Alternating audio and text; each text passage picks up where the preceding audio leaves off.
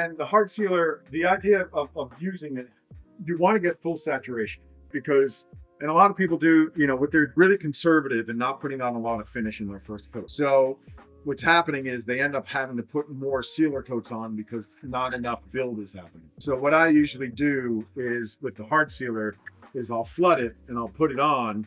And then after 5 minutes, if it's all gone, I'll put another coat until it's just puddling. Gotcha, yeah. Right. And then you can even leave it on there just as long as it's a thin film. You don't want to puddle, but you want to make sure that it's fully saturated. Yeah. So the idea is that in your first initial coats, you're trying to get as much that's going to soak in.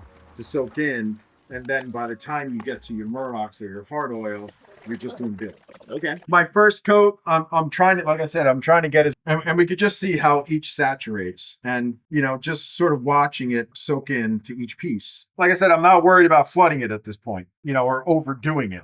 But you're going to see how it's like kind of pulling away from here on the edge. If I were putting a coat on right now, this would be way too much product. I tell people if you kind of do this and you're parting the waters and then it comes back in, you've got way too much product. But you see how like all that's soaking in there? This piece soaking in really well up here, all right here. And the longer we sit, you know, 15 minutes, 20 minutes, you're going to kind of see that it's soaking in unevenly. So all I'm going to do is just come back and just spread around the stuff that hasn't soaked in. If I feel like I have too much on the piece, I could either take some off my brush or I can just take this and I can just dab it. This thing is still thirsty and this is still thirsty. So, you know, the more I kind of do this on the first coat, the more likely the second coat is going to be a top coat rather than a penetrating coat. See how like here, it's already kind of soaked in. This piece is kind of doing the same thing.